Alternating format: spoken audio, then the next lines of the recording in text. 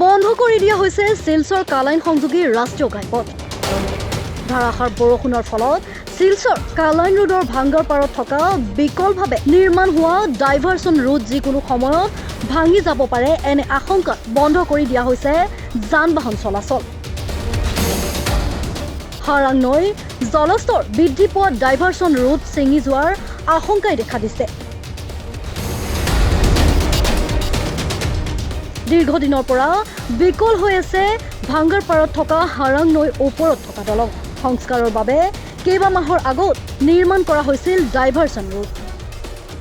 আমরা বাঙ্গারপার এলাকায় খালাইন শিলচর সড়কে মধ্যবর্তী অবস্থায় যে ব্রিজ উপস্থিত আছি। বর্তমানে আমরা প্রায় আজ থেকে প্রায় 4 বছর আগে এই ব্রিজটা ড্যামেজ হয়েছিল। আমরা প্রশাসনের কাছে বারবার অনুরোধ করেছিলাম যে আমরা ব্রিজটা অতি সত্তর আমরা এই ব্রিজটা মেরামতি করার জন্য, কিন্তু প্রশাসনের গাফিলতির কারণে আজকে প্রায় ব্রিজটা ড্যামেজ হওয়ার 3-4 বছর পরে কাজটা শুরু হয়েছে।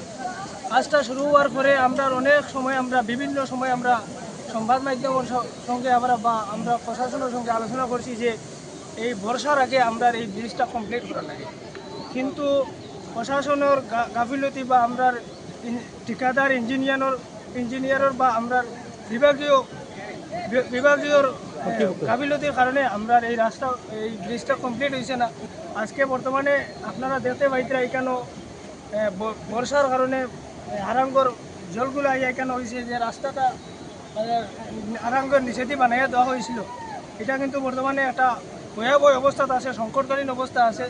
এই রাস্তা দিয়ে আমরা বর্তমানে স্টুডেন্ট সকল যাইতে পারটা না, গাড়িগুলো বন্ধ হয়ে গেছে। বর্তমানে এটা ভয়াবহ অবস্থা হয়ে গেছে। আমরা এই দিক এটা গুরুত্বপূর্ণ রাস্তা। অন্যদিকে আমরা এই যে ব্রিজ যেটা বা এই যে খালাইন শিলচর রাস্তা যেটা গুয়াহাটির লোকে এটা সংযুক্ত, শিলচর গুয়াহাটির সংযুক্ত একটা রাস্তা। আমরা যদি এইদিকে দেখি তাহলে গেমেন সেতুটা একদম বিকল হয়ে পড়েছে। এদিকেও আমরা গাড়িগুলো চলতে পারছে না। আর সেই রাস্তার বিকল্প যে রাস্তা, এই রাস্তায় গাড়িগুলো চলতে পারছে না।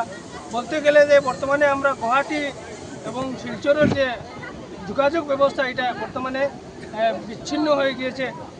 আমি আমাদের অসমের কর্মবীর মুখ্যমন্ত্রী ডক্টর হিমন্ত বিশ্ব শর্মা এবং আমাদের বড়খলা সমষ্টির মাননীয় বিধায়ক মিসবাউল ইসলাম লস্কর এবং আমাদের জেলা প্রশাসনের কাছে আমরা অনুরোধ করছি অতি সত্বর আমাদের এই ব্রিজটা ওপেন করে দেন, না হলে আমরা একটা ভয়াবহ সংকটের অবস্থায় আমাদের এই এলাকার মানুষ আছে।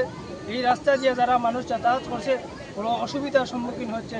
আপনারা এই বিষয়ে চিন্তা করার জন্য আমরা আহ্বান করছি, আমরা বিনম্র অনুরোধ।